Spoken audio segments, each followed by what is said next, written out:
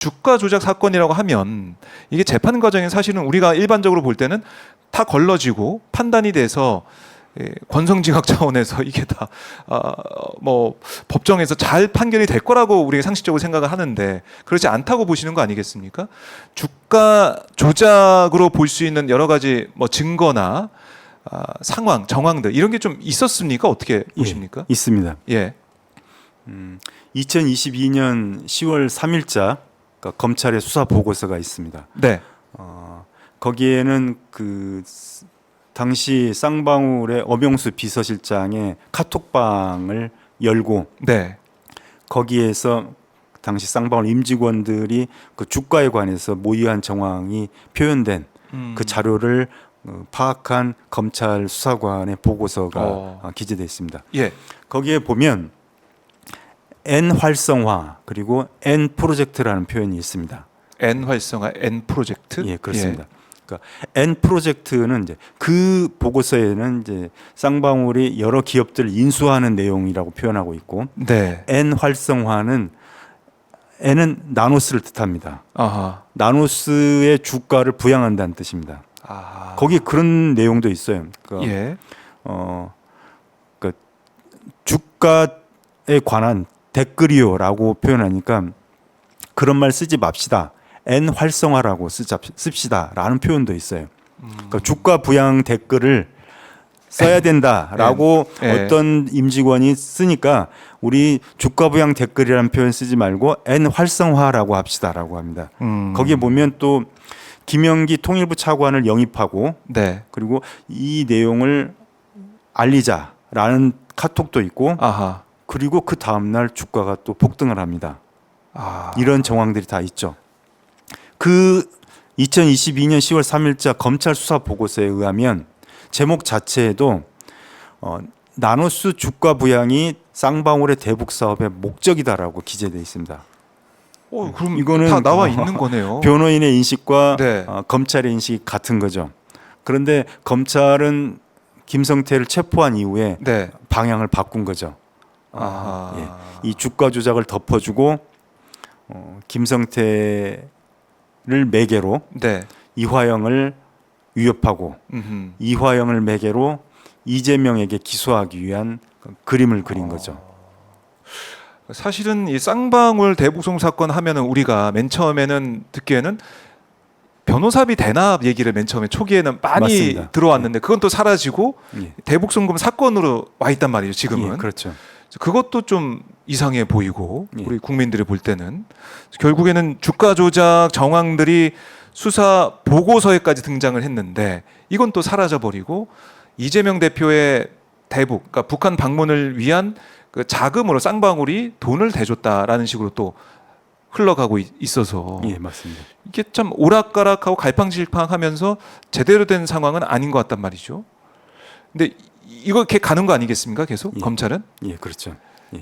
이제 속칭 그 인디언 기우제라고 하죠. 인대형 기후제. 예. 비가 올 때까지 기우제를 올린다. 네. 그럼 반드시 비는 오게 돼 있습니다. 예, 비가 언젠가는 오죠. 예, 그렇죠. 비는. 검찰의 수사가 바로 그런 형태로 이루어지는 거죠. 나올 때까지. 나올 때까지. 그리고 나오지 않으면 만든다. 그러니까 결국은 이재명의 변호사비 대납으로 시작을 했다가 네. 아무리 혐의점을 못 찾자 쌍방울의 주가 조작을 잡고 그리고 거기서 이화영의 매개를 잡고 그래서 이화영을 숙주로 삼아서 이재명을 기소한 거죠. 그러니까 지금 검찰의 여러 가지 이제 주장 이게 이제 항소심에서 어떻게 판단할지 모르겠습니다. 항소심은 지금 진행이 되고 있습니까? 어떻습니까? 1회 기일이 진행됐고 네. 22일에 제 2회 기일이 진행될 예정입니다. 지금 우리가 볼 때는 핵심 이슈가 리오남의 뭐 부재 그렇죠. 이게 어떻게 보면 핵심이다라고 많은 분들이 지금 보고 계신데 예, 어떻습니까? 예, 그렇죠. 항소심. 예, 리호남의 부재 이슈는 어떤 의미를 가지냐면 네. 지금까지 피고인 이화영의 변호인 측은 김성태의 진술이 거짓이다라는 것을 간접적으로만 증명했습니다. 이러이러한 상황이니까 김성태의 진술은 거짓일 수밖에 없다. 네. 예를 들어서 2019년 9월 6일에 이재명이 벌금 300만 원의 그 형벌을 받습니다.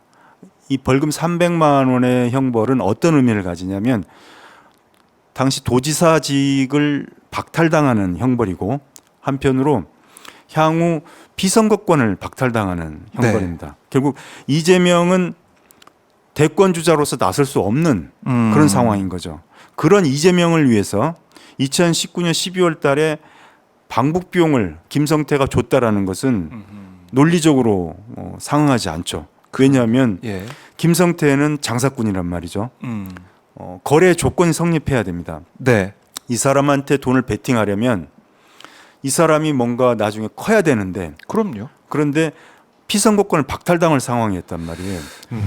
저희는 지금까지 이렇게 간접적으로만 증명했죠. 네. 이러이러한 정황이 있으니까 김성태의 진술, 방북 비용을 대신 대납했다라는 진술은 거짓일 수밖에 없다라는 이런 간접적인 증명만 했었는데 드디어 김성태의 진술이 거짓이다라는 직접 증명을 할 수 있는 기회를 얻은 거죠. 2019년 7월 24일 필리핀 마닐라 컨네도 호텔에 리오남이 없었다라는 것은 당시 김성태의 진술이 거짓이었다라는 것을 직접 증명하게 된 계기가 되는 거죠. 네. 예. 김성태 회장의 진술을 보면 2019년 필리핀 국제대회에서 북한 리오남에게 $70를 전달했다. 70만 불. 70만 달러를 예, 예. 전달했다라고 했는데 예. 리오남이 거기 없었으니까 예, 그렇죠. 이 진술은 거짓이다 이렇게 보시는 거네요. 예.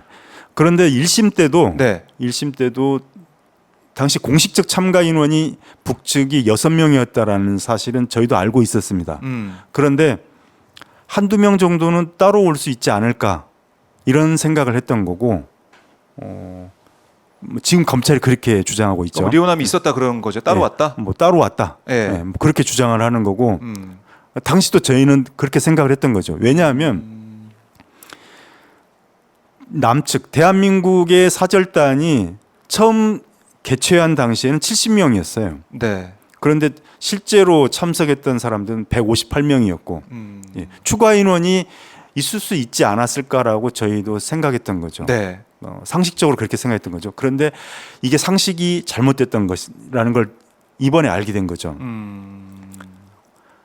필리핀과 북한은 비수교국이어서 입국이 어려웠는데 그 사실 역시도 저희도 알고 있었죠. 네. 그런데 6명의 입국이 한번 거절됐었다는 걸 나중에 알게 된 겁니다. 이번에 알게 된 거죠. 북한 조선 아태이가 네. 그러니까 안부수의 아태엽에게 6명의 비자를 발급해 달라고 부탁을 합니다. 그리고 아태엽이 필리핀 외교부에 요청을 했는데 그걸 거절당합니다. 거절당하고 나서 네. 편법으로 네. 겨우 6명의 비자를 얻게 됩니다. 그 얘기는 추가 한 명이 발생한다는 게 불가능하다는 뜻이는 거죠. 예. 그 6명도 아주 어렵게 들어왔다는 거죠. 예. 예. 이 6명이 아주 어렵게 들어왔기 때문에 리오남이 추가로 입국했다라는 사실은 결국 검찰이 증명해야 되는 거죠. 실제로 불가능한 거죠. 예. 그래서 검찰은 뭐 가명으로 필리핀에 밀국했다 뭐 이런 주장도 하는 것 같은데. 뭐 주장이야 가능하겠지만 네. 아까도 얘기했듯이 증명을 해야 된다. 북한 국적자가 필리핀에 입국하는 것이 너무 어렵다라는 것을 저희가 증명했기 때문에 네, 네. 예. 편법으로 왔다는 예, 걸. 그 편법이 무엇인지는 이제 아직 제가 밝히지는 못하고 네, 네. 그 지금 법정에는 제출했습니다. 아하. 법정에 제출했고 그래서 아주 어렵게 들어왔기 때문에 그 한 명이 어떻게 들어왔는지를 검찰이 이제 증명해야 되는 거죠. 왜냐하면 리오남이 단지 없었다라는 것은 뭐 그냥 넘어갈 수 있는 팩트가 아닌 거죠. 이것은 네 가지 의미를 갖습니다. 네. 첫 번째, 70만 달러를 주었다는 그 주장이 깨지는 거죠. 방북 비용 300만 불 중에 70만 불이 깨지는 거고 그렇다면 방북 비용이 300만 불에서 230만 불로 줄어드는 게 아니고 방북 비용에 관한 이 주장 자체에 이 주장 전체의 신빙성이 의심되어야 된다는 것입니다. 김성태 전 회장의 예, 그렇죠. 주장. 예. 두 진술의 번째, 신빙성. 70만 불을 주고 나서 네. 같이 술을 먹던 그러니까 이화영, 김성태 그리고 리오남 셋이서 술을 마셨다는 거예요. 아, 예. 예, 김성태의 주장에 따르면. 그래서 돈을 주고 나서 이화영이 전화로 이재명에게 보고를 아하. 했고 바꿔줬다는 겁니다. 예, 맞아요. 그래서 전화 통화를 해서 이재명 지사로부터 수고했다라는 격려를 받았다는 거예요. 네. 그럼 이 주장 자체도 그렇네요. 거짓이 되는 겁니다. 리오넴이 없었으니까. 예, 그렇습니다. 없었다고 하면. 예. 네. 그리고 세 번째로는 이화영 부지사가 이 필리핀 국제 대회를 갔다 온 다음에 그때가 아까 7월 29일 얘기했죠. 네. 다 연결되는 겁니다. 7월 24일부터 7월 26일까지가 국제 대회고 27, 28일이 토요일, 일요일이고 네. 29일 월요일 날 경기도 도청에 가서 보고했다. 보고를 했다. 왜냐하면 24일에 70만 불을 줬으니까 29일 날 줬다라고 보고했다는 거예요. 이 전체가 거짓이라는 게 드러난 거죠. 하하. 예. 그리고 네 번째로는 네. 2019년 5, 6월 달까지 경기도에서 북한에 쌀 10만 톤을 제공하겠다라는 공문을 보낸 적이 있습니다. 그러다가 9월경부터 이 문구가 사라집니다. 네. 예. 검찰은 뭐라고 주장하냐면 방북 비용이 7월 달에 지급이 됐기 때문에 경기도가 쌀 10만 톤을 지급할 필요가 없어졌다라는 거예요. 그런데 검찰의 이 주장도 깨지는 거죠. 그렇네요. 예. 다시 한번 말씀드리면 리오남이 없었다라는 얘기는 네. 방북 비용이 300만 불에서 230만 불로 줄어드는 게 아니고 방북 비용에 관한 김성태 그리고 검찰의 주장 그리고 1심의 사실 인정이 네. 모두 깨졌다라는 것을 뜻하는 것입니다. 이거 이제 항소심에서 주요하게 다툴 거다라는 말씀이시죠. 그렇습니다. 항소심 재판부가 어떻게 판단할지 모르겠지만은 이런 주장들, 이런 증거들, 이런 것들이 채택이 되고 받아들여져야 되는데 사실 1심 재판을 보면은 이 변호인 측에서 여러 가지 제시했던 주장들 이런 게 거의 뭐 안 받아들여졌다고 볼 수밖에 없죠. 예, 뭐 외면했다고 외면을 했다. 뭐 무시한 거죠. 책에도 나와 있지만 해외 헤지펀드 아까 언급하셨듯이 예. 이 투자 유치하는 과정에서 이제 김태균이 기록한 회의록 전문 이걸 인용하면서도 유죄 논리가 배치되는 뭐한 줄을 의도적으로 뺐다 이런 말씀도 하셨잖아요. 예, 그렇습니다. 예. 중요한 부분은 예. 뺐다. 예. 그게 또 항소심에서 반복이 될까봐 또 예. 우려를 가지신 분도 있을 것 같습니다. 예, 그렇습니다. 네, 1심 판결의 그 부분을 조금만 자세히 네, 네, 설명하면 말씀을 좀 해주시죠. 미국계 헤지펀드는 계속 그 의구심을 표합니다. 네, 왜 민간 기업이 인도적 지원 사업을 할까? 그리고 도대체 경기도에 힘 있는 사람이 함께 한다는데 네, 그 사람이 쌍방울의 대북 사업에 협력한다라는 에비던스를 보여달라고 계속 요구합니다. 아무래도 그렇겠죠. 예. 그 뭐 당연한 그리고 요구죠. 매번 회의할 때마다 네. 에비던스를 요청하는데 그리고 김성태는 가능하다라고만 답변을 합니다. 근데 한 번도 회의에 에비던스가 제공되지 않았겠죠. 네, 안 왔으니까 계속 에비던스를 요청한다라는 문구가 있으니까. 그런데 협력 사업 분야에 대한 에비던스 요청, 화살표 가능 이 문구가 네. 1심 판결문에서 빠져 있다라는 거죠. 근데 왜 그것만 빠졌을까요? 그렇죠. 뭐 한 문구 정도 뺄 수 있지 않을까라고 시청자들은 생각하실 수 있지만 1심 판사가 판결문에 3페이지에 걸쳐서 네. 그 김태균 회의록을 모두 인용합니다. 아. 그 전문을 인용해요. 그럴 만도 한 게 네. 1심 판결에서의 증거는 모두 진술밖에 없습니다. 어떤 사실 인정을 하고 증거라고 목차를 달고 증거 아래에 괄호 1 김성태의 진술, 괄호 2 방용철의 진술, 괄호 3 안부수의 진술입니다. 하하.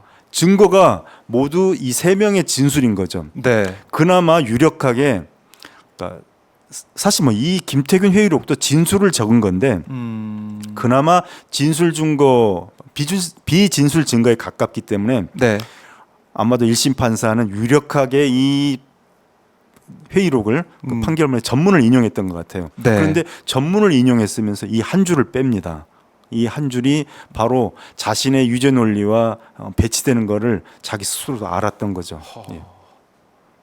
이거 좀 황당하네요. 예. 말씀 들어보니까 인용할 건 다 인용을 하고 또 이 김태균 계속 요구했던 에비던스 여기에 대해서 따져 묻고 여기에 대한 증거들 듣고 했어야 되는데 그런 건 없었다. 그런 노력이 없었다.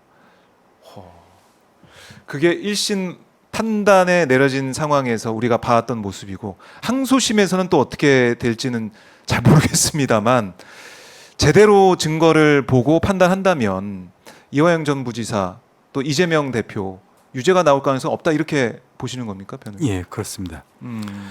그런데 이제 제가 그 누차 이제 방송을 하면서 말씀을 드렸던 것은 뭐냐면 어떤 그 나쁜 수사를 한 검사 네. 혹은 나쁜 판결을 한 법관 이들을 개인적으로 비난하는 것이 이 사건의 결론이 되어서는 안 된다고 생각합니다. 사람들은 어떤 사람을 잘 뽑아야지 네. 권력이 그리고 또 사회가 잘 작동된다라고 주장하기도 합니다. 사람을 잘 뽑는 것은 대단히 중요하죠. 그렇지만 네. 우리가 돌이켜보건대 우리는 어리석은 자 혹은 무능한 자 혹은 악의를 가진 자를 뽑았던 경우도 많습니다. 자, 그럴 때 그 사람들이 악의를 가진 자 혹은 무능한 자가 어떤 권한을 남용하는 것을 막을 수 있는 제도적 장치가 필요합니다. 예를 들어서 이 사건에서의 대표적인 그 제도적 보완이 두 가지가 문제됩니다. 수사 주체가 기소까지 하기 때문에 네. 이러한 문제를 밝히는 게 어려웠다고 생각합니다. 이런 사례를 들면 알 수 있습니다. 브라질 같은 경우에는 우리보다 사법 시스템이 더 후진적입니다. 네. 룰라에게 9년 6개월의 징역형을 선고한 세르주 모루가 연방 판사라고 사람들은 기억합니다. 그런데 사실 세르주 모루는 검사였습니다. 예. 그래요? 일명 라바자투 번역하면 이제 세차 작전이라고 부르는 이 사건, 이 뇌물 사건을 수사했던 연방 검사였습니다. 브라질의 사법 시스템은 검사가 수사를 하고 나중에 자기가 기소를 하고 자기가 재판까지 합니다. 예. 그럼 마음만 먹으면은 그렇죠. 다 판단까지 쭉 내릴 수 있네요. 그러니까 악의적인 의도를 갖지 않고서도 네. 실수를 했다 하더라도 한 번 형성된 범죄에 대한 그 확증 편향은 재판에서도 깨트려지지 않는다는 거죠. 사실 그런데 이런 제도는 그 유럽에서 그리고 우리나라에서 그러니까 유럽의 경우에 프랑스 혁명으로 이미 깨진 제도입니다. 프랑스 혁명 이후에 이런 그 재판권과 기소권을 분리하는 그 개혁이 있었습니다. 네. 나폴레옹 치제법에 이것을 만들었고 이걸 그 규문주의에서 탄핵주의로의 그 개혁이라고 부릅니다. 그러니까 이미 200년 전에 그 서구 사회에서는 기소권과 재판권을 분리를 했습니다. 우리 역시도 지금 기소권과 재판권은 분리돼 있죠. 그렇죠. 지금 유럽과 미국은 다시 수사권과 기소권도 분리돼 있습니다. 왜냐하면 수사를 할 당시에 벌어졌던 수사의 오류 혹은 악의를 기소하는 자가 공판 절차에서 정정할 수 있는 기회를 가져야 되기 때문입니다. 우리는 아직 그 절차를 갖지 못하고 있는 거죠. 네. 이화영을 위협하고 그리고 허위 진술을 받아냈던 그 박상용 검사가 재판을 진행했습니다. 제가 9월 달에 첫 재판을 들어갔을 때 그때 공판 검사로 박상용 검사가 있었습니다. 저는 그 당시에 누가 누군지 몰랐으니까 네. 좀 몰라서 그 이후에 기록을 보고서 알게 됐는데 얼마 후에 박상용 검사는 해외 연수를 갔고 네. 그 이후에 공판 검사들 역시도 모두 수사를 했던 검사들입니다. 자기가 수사했던 자기가 저질렀던 오류와 유법을 네. 스스로 인정할 수 있는 사람이 있을까요? 없습니다. 그래서 주체를 분리하는 거죠. 예. 시스템적으로 그렇죠. 그렇게 바뀌어야 된다. 제도를 바꾸지 않으면 같은 오류는 또 반복할 수밖에 없습니다. 두 번째로는 이 사건 판결을 내린 법관이 저지른 독단입니다. 저는 모든 법원의 판사들이 이와 같다고 생각하지는 않습니다. 네. 예, 대단히 극소수의 법관들이 이러한 독단에 빠져 있다고 생각합니다. 그럼에도 불구하고 단지 나쁜 판사를 비난하는 것으로 결론 지어져서는 안 되는 거죠. 예를 들어서 ABC 증거는 유죄를 추론하는 증거입니다. 그리고 D2 증거는 무죄를 추론하는 증거입니다. 자, 그럴 때 판사들은 ABC에 의하면 유죄이다라고 써도 무방합니다. D2 증거에 대해서 아무런 언급을 하지 않아도 됩니다. 현재의 우리의 형사소송법 체계가 그렇습니다. 네. 자, 그런데 대한민국 헌법과 형사소송법은 무죄를 추정하기로 되어 있습니다. 무죄 추정이 원칙입니다. 자, 무죄 추정이 원칙이고 D2 증거에 의하면 무죄로 추론되는데 네. 왜 D2 증거를 배척하고 ABC 증거를 채택했는지 이걸 밝히지 않고서 판결문을 쓴다는 것은 옳지 않습니다. 만약에 민사소송이라면 반드시 쓰게 돼 있습니다. 네. 돈을 지급하라고 명령하는 민사사건에서는 배척되는 증거를 왜 배척하는지 쓰게 돼 있는데 사람의 신체의 자유, 더 중요한 돈보다 네. 더 중요한 신체의 자유를 박탈하는 형사사건에서 왜 배척하는 증거의 이유를 쓰지 않는지 이거는 난센스죠. 그것도 예, 상식적으로 이해가 잘 안 되는 부분이네요. 단적으로 네. 김성애가 이화영에게 500만 불 요구했다라고 범죄 사실이 돼 있지만 김성애가 돈을 요구한 사람은 안부수였습니다.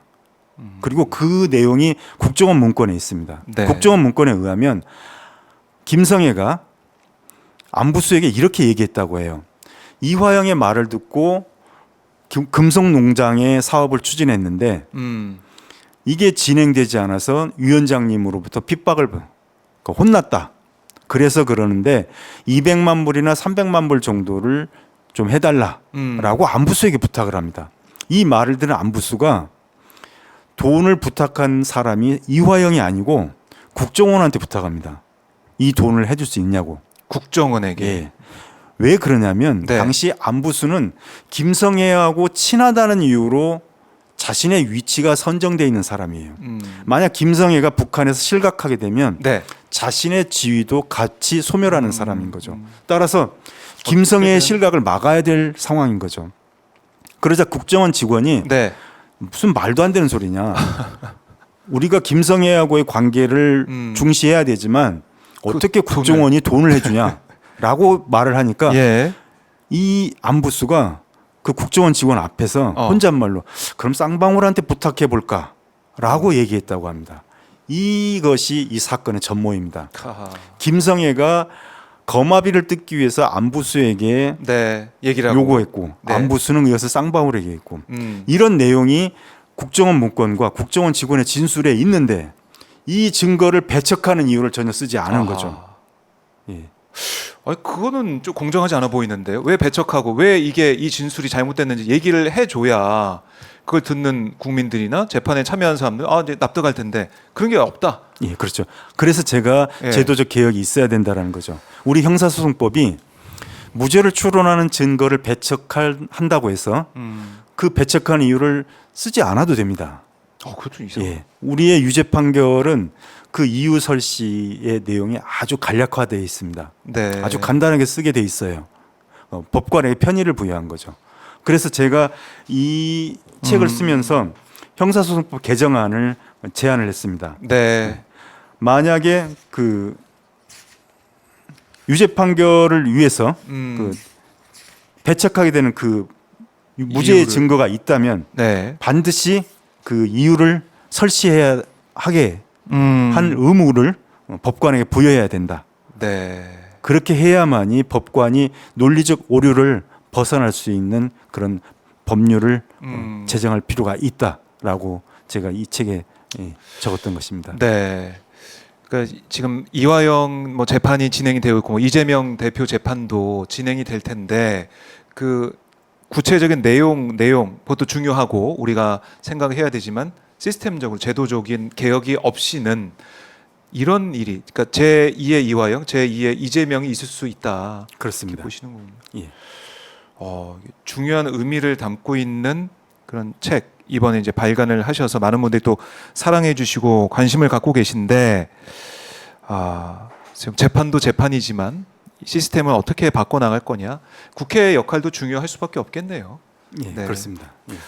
알겠습니다. 저희가 뭐 오늘 긴 시간 말씀을 쭉 들어봤는데 뭐 재판 얘기도 재판 얘기고 시스템적으로도 바꿔야 될 부분들을 하나하나 짚어보면서 억울한 사람들이 없게 만드는 게 제일 뭐 중요한, 어떻게 보면은 변호사 업무를 하시지만 제일 중요한 일인데, 이 재판 결과 항소심, 아까 리오남 부재 이게 이슈가 크다라고 말씀하셨지만 어떻게 좀 전망을 하시는지, 이재명 대표 재판도 좀 어떻게 개인적으로 전망을 하시는지 이 말씀 좀 듣고 싶네요. 우선은 수원 고법에서 네. 그 무죄 판결이 내려지고 그 무죄 판결을 기초로 해서 결국 1심 판결도 다시 잘 진행되어야 되겠죠. 네. 그리고 마지막으로 제가 이 책의 맺은말 부분을 네.